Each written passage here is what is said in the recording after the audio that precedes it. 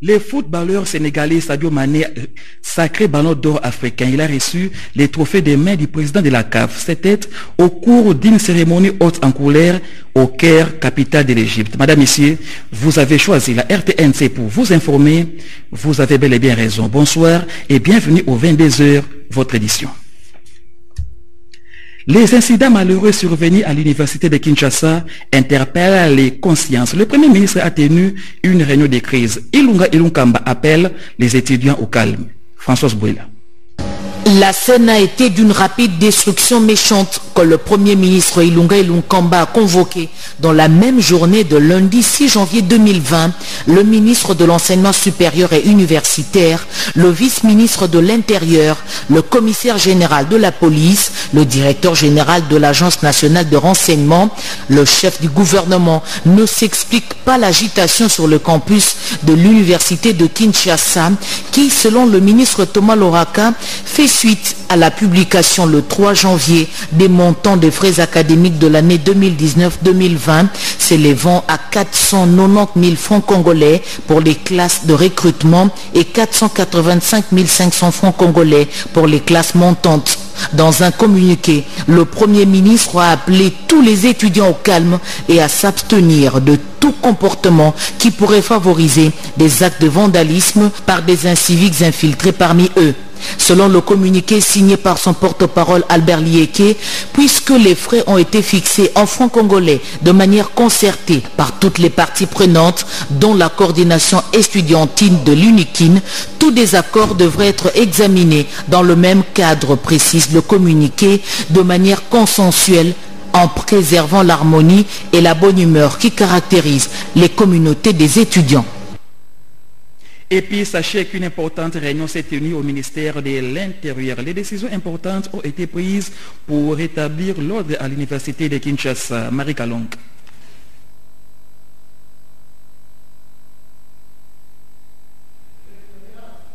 Je l'ai dit tantôt, une réunion importante s'est tenue au ministère de l'Intérieur. Les décisions importantes ont été prises pour rétablir l'ordre à l'université de Kinshasa. Un reportage signé Marie Kalong. L'université de Kinshasa ne pouvait laisser indifférentes les autorités de la RDC. Une importante réunion de sécurité s'est tenue ce mardi 7 janvier, au terme de laquelle des grandes décisions sont tombées. Suivez cette déclaration lue par le ministre de l'ESU, Thomas Loakalo Senjola. Considérant la gravité des dégâts causés à l'université de Kinshasa par un groupe de manifestants composé d'étudiants et d'inciviques, considérant les troubles causés à l'ordre public et les climats d'insécurité qui règnent depuis hier, le 6 janvier 2020 dans la zone, considérant le nombre de blessés parmi les étudiants et au sein de la police nationale congolaise, dont un agent a été sauvagement assassiné, considérant les recommandations formulées par les différentes composantes du Conseil des partenaires de l'Université de Kinshasa, considérant la nécessité de protéger le patrimoine de l'Université de Kinshasa, dans le souci de prévenir des dégâts plus importants qui pourraient survenir à la suite de ces manifestations, en accord avec son Excellence Sylvestre Ilunga Ilunkamba, Premier ministre, chef du gouvernement, et après concertation avec le Comité national de sécurité, le ministre de l'Enseignement supérieur et universitaire rend public les décisions ci-après. Toutes les activités au sein de l'université de Kinshasa sont suspendues jusqu'à nouvel ordre. Obligation est faite à tous les occupants des homes, résidences estudiantines de l'université de Kinshasa d'évacuer volontairement les lieux en délai 48 heures à partir de ce jour. Passé ce délai, recours sera fait aux forces de l'ordre en vue de permettre une réinstallation rapide dans les homes des seuls étudiants réguliers. Il sera procédé à une opération d'identification.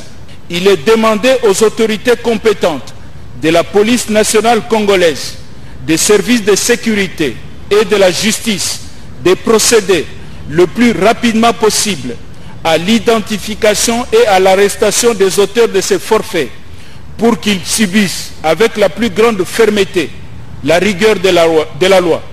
Le comité de gestion de l'université de Kinshasa est instruit de collaborer à l'application de ces mesures. Restons dans ces secteurs, l'éducation bien sûr, où les vice-ministres de l'EPST avec à ses côtés le ministre provincial de l'éducation de la ville province Kinshasa a effectué la ronde dans 4 communes de la capitale pour inspecter les écoles inondées. On fait les points avec Anastasie, Annabelle Doumbou, Jean-Pierre Chibangu Mukoubaï. Certaines écoles publiques de Kinshasa, victimes des catastrophes naturelles, ont reçu ce mardi la visite du vice-ministre de l'enseignement primaire, secondaire et technique et le ministre provincial de l'éducation pour la ville de Kinshasa. Didier Boudimbu et sa délégation ont tour à tour visité l'Institut technique agricole de Mombele, école primaire Tsumbu à Makala, l'Institut Louindoula et l'Institut Saint-Antoine de Bumbu et enfin l'Institut technique et pilote de Massina. Des toitures emportées par les vents violents et dans d'autres, les eaux submergent et empêchant que les élèves poursuivent les études comme dans ces écoles situées aux abords de la rivière Kalam. À Massina, le mur de l'école s'est effondré. La délégation a jugé nécessaire de délocaliser les enfants, le mettre ailleurs afin d'éviter la perturbation du calendrier scolaire. Ils viennent quand même donner cours dans de telles conditions et même la volonté de ces élèves d'apprendre. Ils se lèvent le matin malgré de l'eau dans leur salle de classe, ils viennent quand même apprendre. En tout cas, je salue leur bravo, leur courage et je crois que l'État doit les accompagner pour essayer d'améliorer leurs conditions. On est en train de voir avec le ministre provincial si on pourra trouver un site pour une école à disposition de ce quartier de Bumbu pour essayer de pallier à ce problème parce qu'il y a un problème de santé, d'insalubrité, d'inondation et c'est juste inacceptable.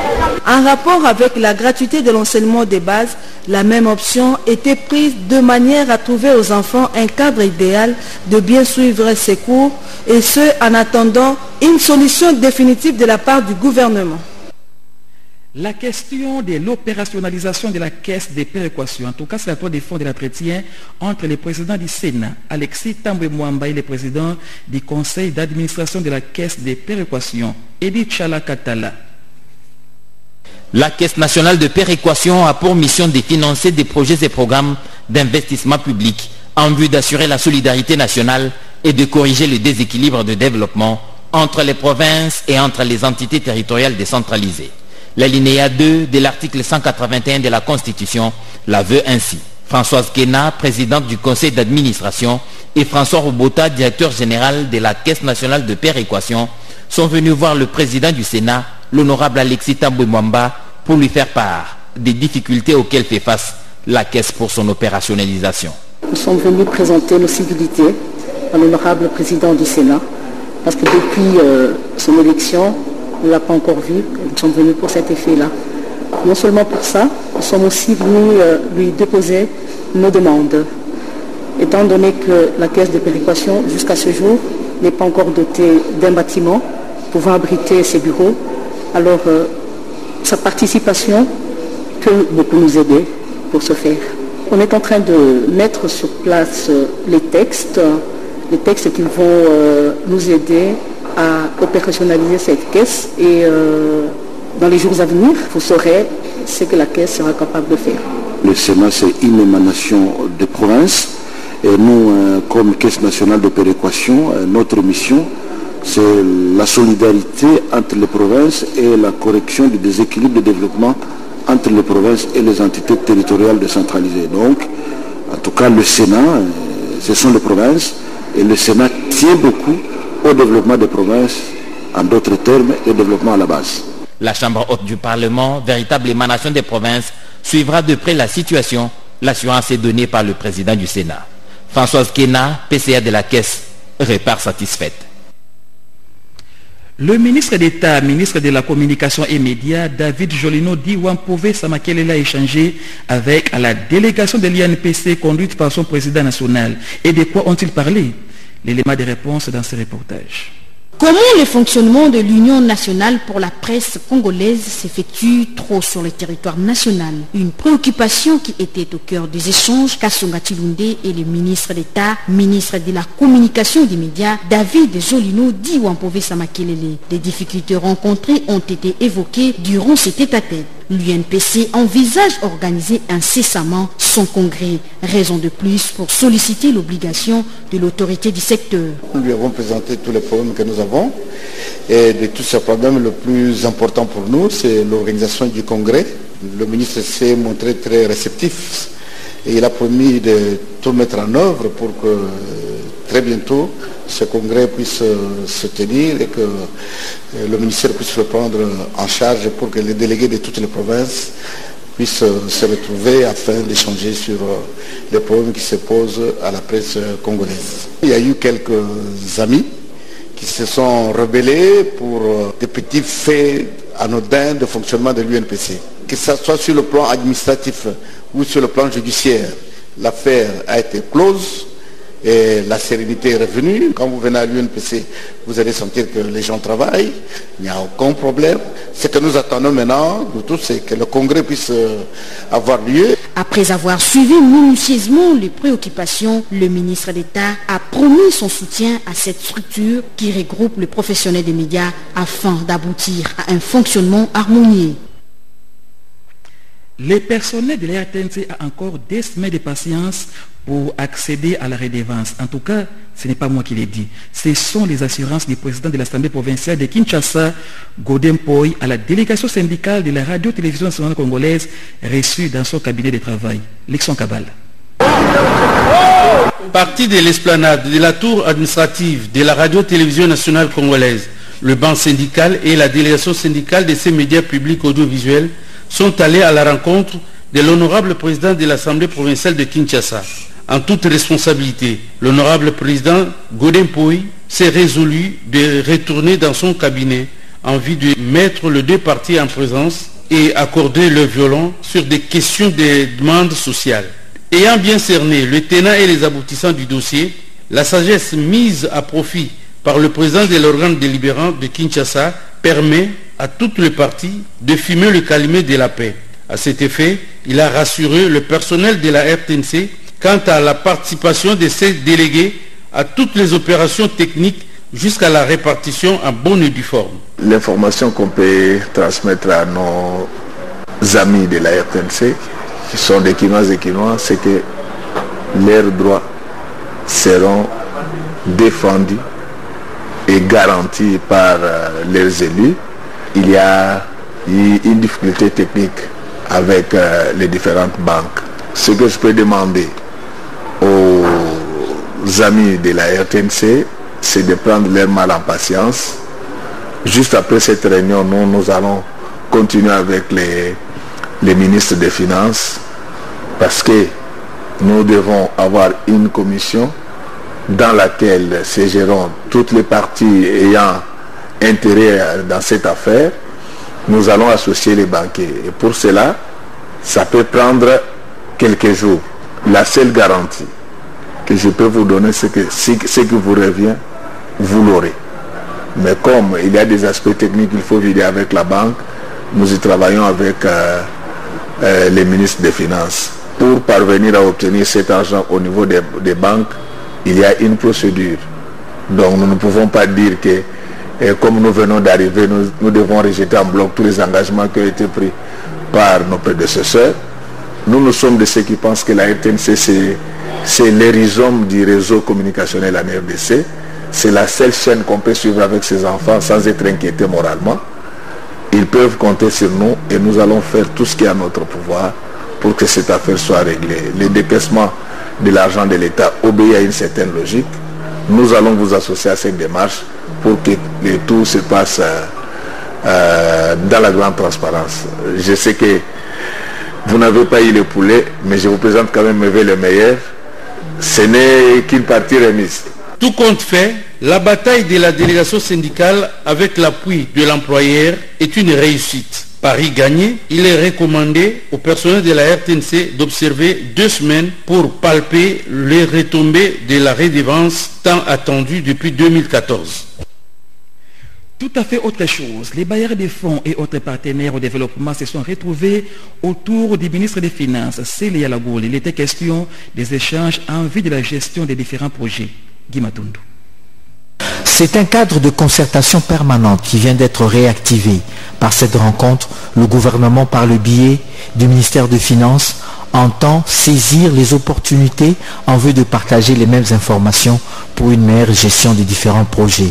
Les partenaires apprécient cette initiative du ministre Célia Lagouli. C'est une une très importante chose d'avoir un bon suivi du côté du gouvernement congolais.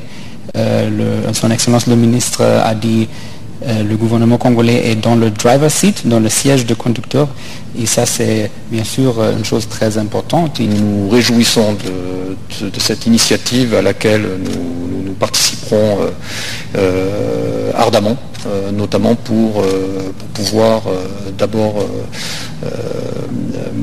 mieux participer à la coordination effectivement de l'aide, je dirais, entre bailleurs.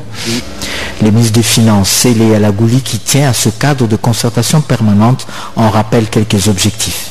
L'objectif de cette rencontre, c'est d'avoir l'opportunité de partager les mêmes informations avec les bailleurs de fonds, aussi bien bilatéraux que multilatéraux, pour pouvoir mieux gérer les projets. Mais en amont, comme vous le savez, les ressources extérieures qui nous sont données doivent apparaître dans le budget de chaque exercice. Donc il faut que nous soyons en phase de manière que ces informations puissent transparaître dans le budget de l'État, exercice par exercice.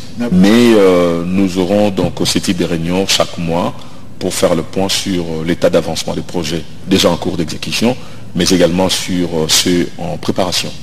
Ces rencontres ainsi réactivées répondent aux soucis et aux devoirs de redevabilité du ministère des Finances vis-à-vis de ses partenaires et de l'exécutif. Site du Olomami à Kanyama, le ministère de l'Agriculture s'apprête à lancer ces sites en collaboration avec Bio-Agribusiness. Le matériel pour ces projets est déjà stationné à Kanyama. Les détails avec Béatrice Chakouiloko. Les matériels agricoles stationnés à l'INERA Kanyama dans la province du Olomami ne sont pas abandonnés. Ils sont bel et bien sous la supervision du ministère de l'Agriculture. Les démentis est du ministère de l'Agriculture face aux déclarations des députés nationaux qui ont séjourné dernièrement à Kanyama. Le directeur de cabinet du ministère de l'Agriculture, Christophe Assanzimbeyame, précise que le projet volontariste est victime d'une campagne de dénigrement. Nous avons ce projet volontariste dans 6 provinces. Le commandant Kassongo dirait qu'il a envie le projet volontariste qui est un projet du ministère de l'Agriculture. Donc il le confond avec son service national qui n'a rien à voir avec ce projet. Le général Kassongo a refusé que le projet soit installé à Kanyama-Kassese. Le projet volontariste a cherché maintenant un autre site. Et vous savez, quand on cherche les sites, on ne peut pas la voir comme ça du coup. Donc il y a beaucoup de tractations qui se font. Le projet volontariste, c'est un projet de l'agriculture qui est là pour relancer le secteur agricole, pour que nous puissions fournir à manger à nos populations. Donc pour le moment, on a déjà trouvé un autre site qui se trouve à une trentaine de kilomètres de Kanyama. Donc on est en train de construire la base de vie avant qu'on commence les activités proprement dites. Le conseiller juridique du ministère de l'Agriculture confirmait que ces matériels agricoles seront utilisés pour le compte de la base agricole du Olomami, choisie dans le cadre du programme volontariste agricole initié par le ministre. Des audiences, il en a été question au ministère de l'Environnement où le ministre a échangé tour à tour avec l'ambassadeur d'Italie et le ministre provincial de l'Environnement du Tanganyika. Auparavant, Maître Claude Nyamugabo a tenu une réunion technique et opérationnelle avec les directeurs des services d'assiette. Le tout dans ce condensé signé Lopez Kapuba. C'est avec ces célèbres impératifs que le ministre de l'Environnement et Développement durable, Maître Claude Nyamugabo Baziboué, a lancé la première réunion de l'année 2020, c'est mardi 7 janvier, en présence de tous les directeurs des services d'assiette de ces ministères. Le discours du président de la République qui a décrété l'année 2020 comme année de l'action, il était de mon devoir de réunir mes équipes, surtout mon équipe financière, afin de la sensibiliser sur les assignations qui sont les siennes, afin de la sensibiliser sur sa responsabilité dans l'atteinte des assignations qui lui sont faites. Vous savez que le budget de l'État pour cette année est un budget déjà ambitieux et nous, ministère de l'Environnement, nous sommes un ministère d'assiette et donc le Trésor public compte énormément sur les ministères de l'environnement et développement durable. À partir d'aujourd'hui, je siffle la fin de la récréation dans ces ministères où certaines personnes se remplissent les poches au détriment de la grande majorité, où certaines personnes reçoivent ce qui n'est pas dû. Autant nous voulons améliorer les conditions sociales de nos agents, autant nous nous inscrivons également dans la logique du président de la République qui a décrété cette année de l'action. Mais pour faire l'action, il faut en avoir les moyens. Et les moyens sont collectés par nos services. 117 milliards de francs congolais, c'est la somme assignée pour le ministère de l'Environnement et Développement durable cette année. Maître Claude Nyamugabo Baziboué entend ménager aucun effort dans l'atteinte du budget annuel qui du reste est très ambitieux. Et dans les soucis de restaurer l'harmonie avec les structures sanitaires qui prennent en charge les personnels du budget, le vice-ministre a échangé avec les responsables de la polyclinique à Kenaton. Cédric Keninambo.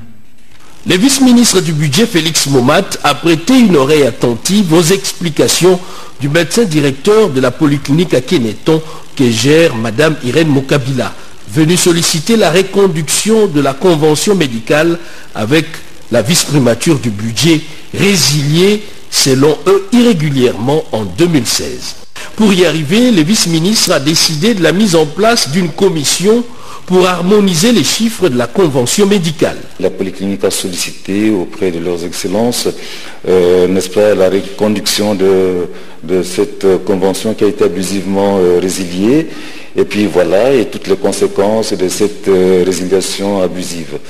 Et nous avons eu l'oreille attentive de son excellence, et c'est ça qui justifie, n'est-ce pas, la réunion d'aujourd'hui. À titre de rappel, la polyclinique à Keneton a travaillé pendant 10 ans en convention avec le ministère du Budget et des Finances.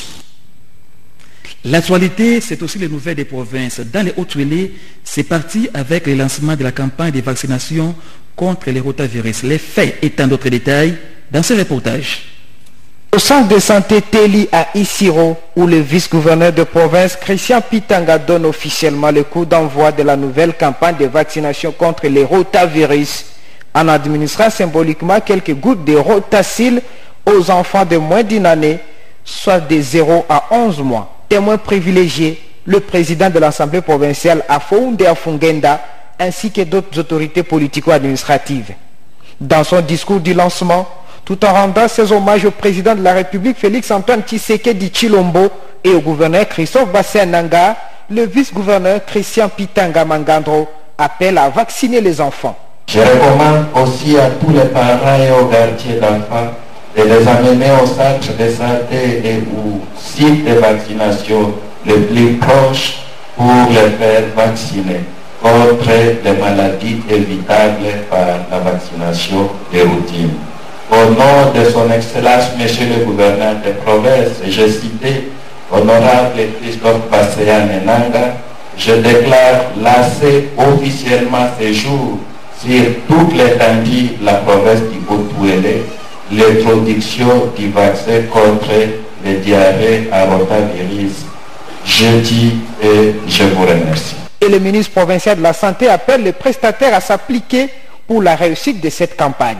Chers cadres des zones de santé, ainsi que tous les prestataires de soins, je vous exhorte à mettre beaucoup de cœur à la dure tâche que vous avez à accomplir et vous demande d'atteindre tous les impassibles travaux réels d'action. Cette vaccination anti-rotavirus chez les nourrissons se fera 3 jours dans l'ensemble de la province du Haut-Tuélé dans le but de prévenir les enfants contre les maladies d'origine diarrhéique. Parlons fonction publique avec des négociations entamées entre la partie gouvernementale à travers les ministères de la fonction publique et les collectifs des syndicats de l'administration publique. José Baïdouan Moubandour, reportage. Une question sociale majeure qui doit faire l'objet d'un traitement avec délicatesse. L'épineuse question sur la retenue à la source de 15% de l'impôt professionnel sur les rémunérations du personnel public de l'État sera revisitée durant cette période de négociations entre le gouvernement de la République à travers le ministère de la fonction publique et le syndicat de l'administration. Satisfait, le collectif de syndicats de l'administration publique et l'Union de syndicats du Congo sursoit tout mouvement de grève et invite les agents de carrière de l'État de continuer à rendre service.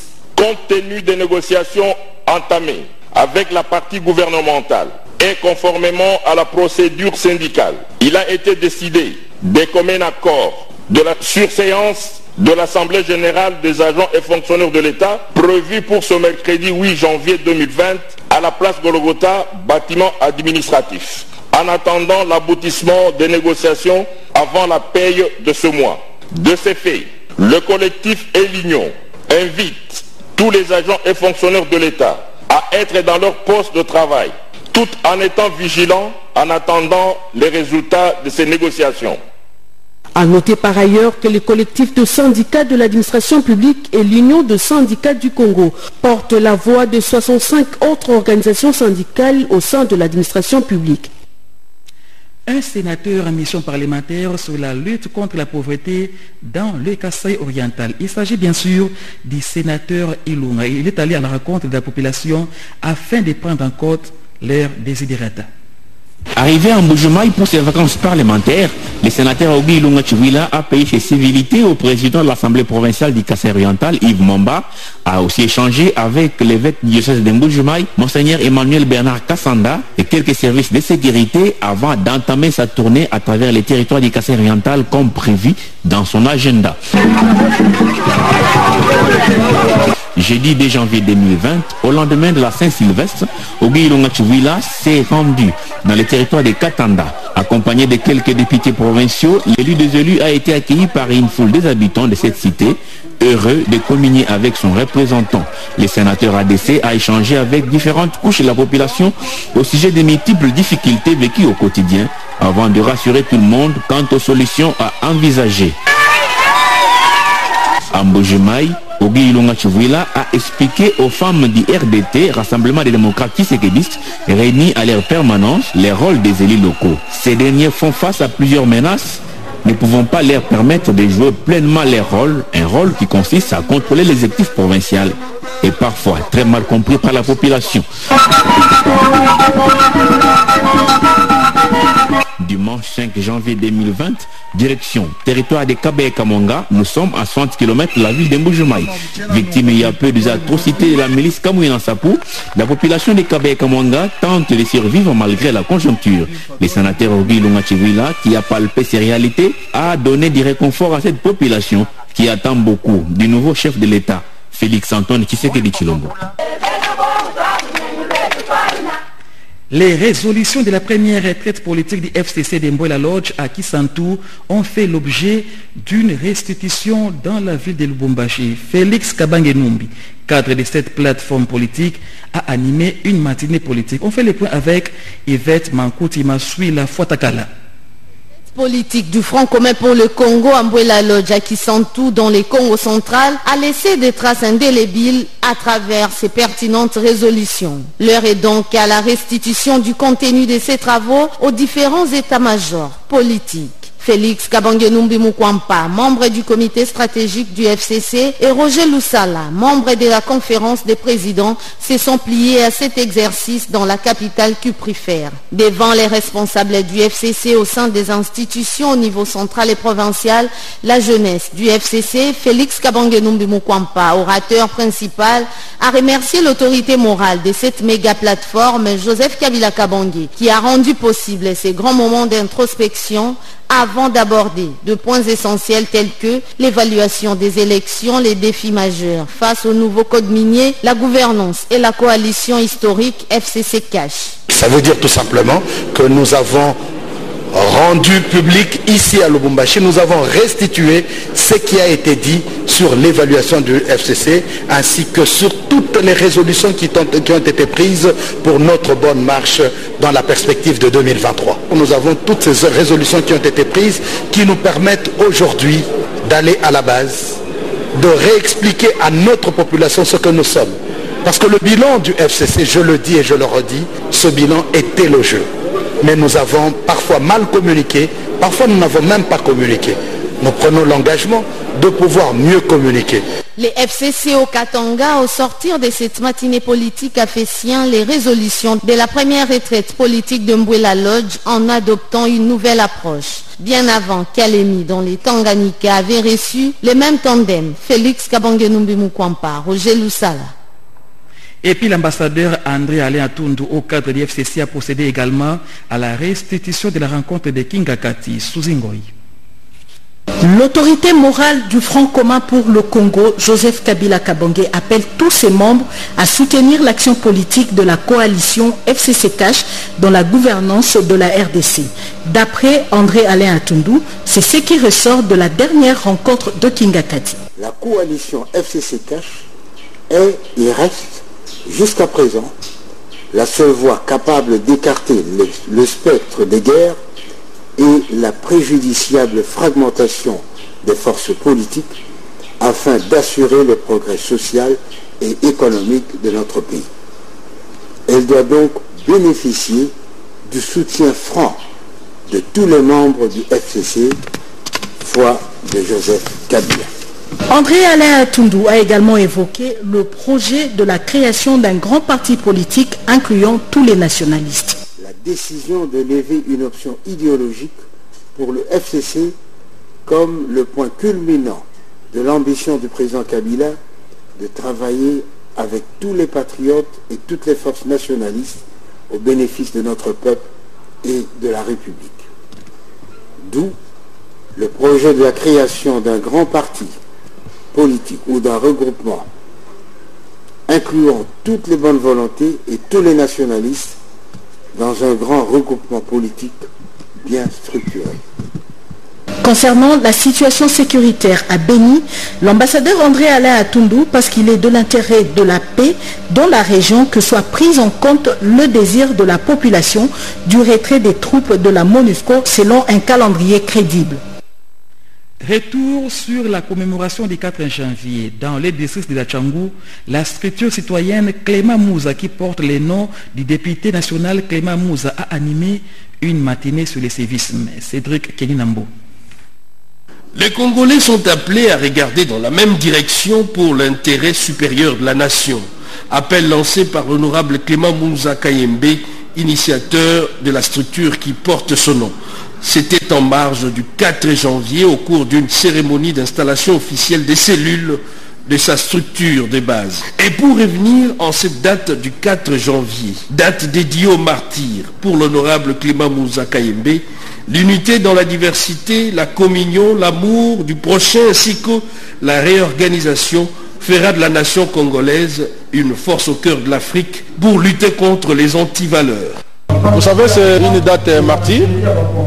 La date est très significative. Et par rapport à nos objectifs, c'est pour que nous puissions avoir un Congo meilleur, plus beau qu'avant. Et à travers la dynamique Clément Mouza, nous allons lancer un message à la nation. Il est temps que nous puissions nous ressaisir si vraiment nous aimons ce pays. Je suis un acteur politique, je me bats pour mon pays et je veux me battre pour que la politique ou la démocratie soit consolidée. C'est le plus important. Un invité de marque à cette cérémonie. Il s'agit du député national Rombo Foumani, élu de Gungu, dans la province du Kwilu. Une cérémonie qui a permis à cet élu du peuple de prendre langue avec sa base naturelle et d'évoquer des questions précises sur la paix en République démocratique du Congo. Et voilà, ça n'est fini avec cette édition d'information. Madame, Messieurs, merci de votre fidélité. Anita Luambwa Tchala sera là à 0h pour une autre édition d'information. Encore une fois, merci et à la prochaine.